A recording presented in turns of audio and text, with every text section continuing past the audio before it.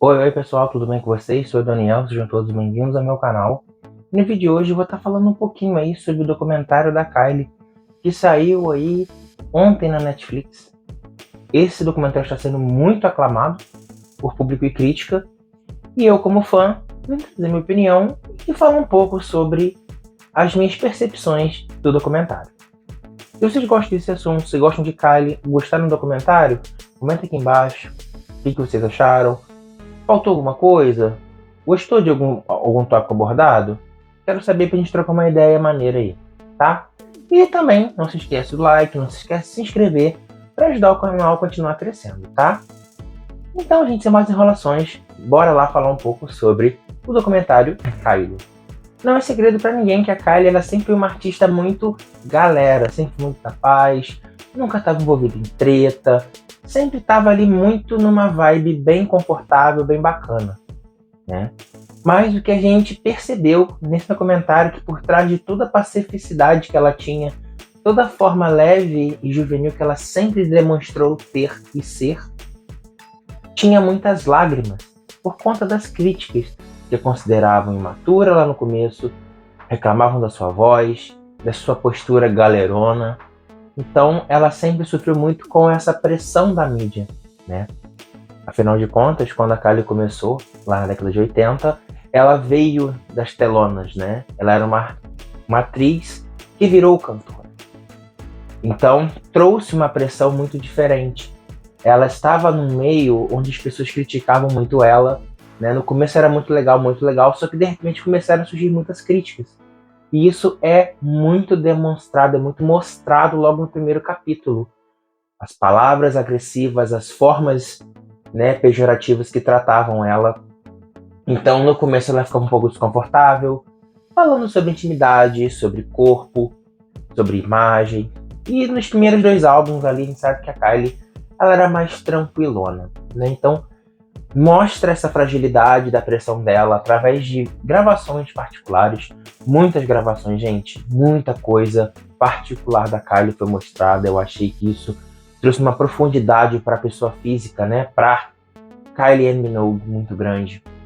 Mostra ela com seus familiares, com a Dani, com o irmão dela que eu esqueci o nome, seus pais, né? Então mostra ali como que isso meio que afetava ela de certa forma, né? Mostra a construção dos relacionamentos dela, como ela começou a namorar o Jason Donovan, o fim do relacionamento deles, a relação muito forte dela com o Michael Hutchence do INXS. Inclusive ele compôs uma música para ela, né, Suicide Blonde. E como ele foi importante para Kylie ter uma postura mais ativa, mais colocada perante esses críticos. Como ele ajudou ela a desenvolver essa mulher mais madura, essa mulher mais livre, né? E também foi muito legal mostrando como ela teve o primeiro contato com a cena LGBT inglesa, através de uma Kylie Night, que foi tipo uma boate, né? Que tava rolando uma noite de covers das drag queens que faziam performances da Kylie. E com isso ela até fala num dos trechos que ela sentia que as drag queens eram mais Kylie do que ela mesma.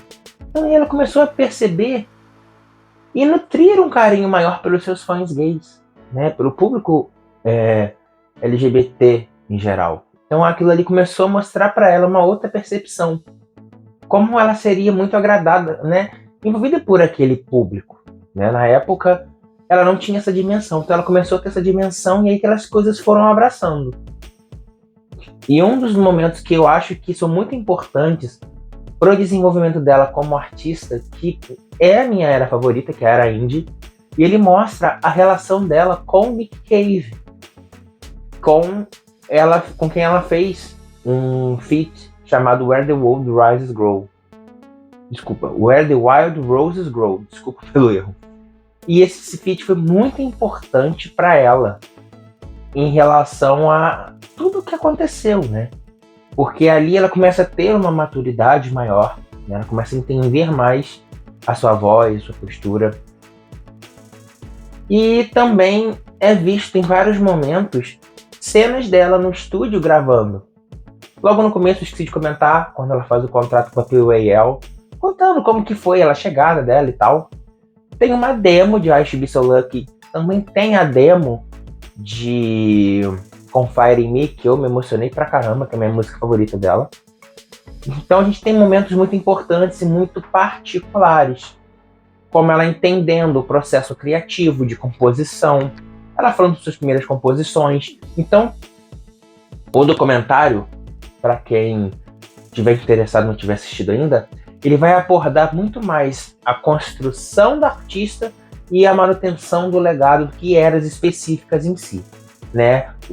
Existem momentos de vão e voltam, né? Kylie do passado falando coisas que aconteceram no presente, Kylie do presente falando coisas que aconteceram no passado. Então existe essa transição de tempo que torna tudo muito conectado, porque no terceiro episódio vamos ter coisas do primeiro, no segundo vão ter coisas do terceiro. Então esse vai e vem, ele mostra como que tudo está interligado, como que essa maturação, esse amadurecimento dela como artista e como pessoa também foi muito importante. A pressão da indústria, o problema que ela sofreu no Impossible Princess, o comeback dela com o Spinning Around, como tudo foi feito, tá? Não mostra em nenhum momento a questão da ruptura com William Baker, que a gente não sabe o que aconteceu e sinceramente não quero nem saber, porque pra mim ele é uma pessoa que eu nunca curti muito ele, mas enfim. E de certa forma, assim, toca muito também na relação dela com a Dani, que muitos falam que a Dani é uma interesseira por estar com ela, piriri pororó.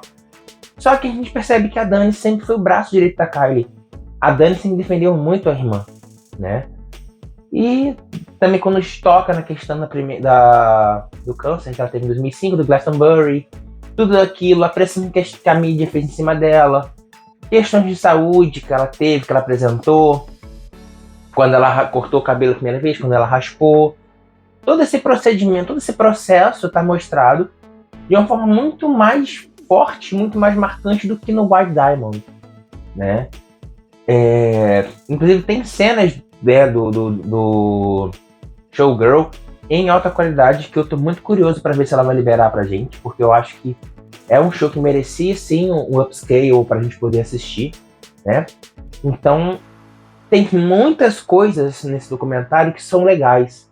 E eu não vou me estender muito para não dar muitos spoilers. Mas um dos momentos mais marcantes é quando ela revela o seu segundo diagnóstico de câncer em 2021.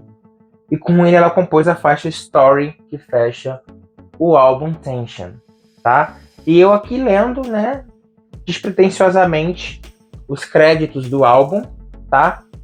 Tem aqui o segunda estrofe.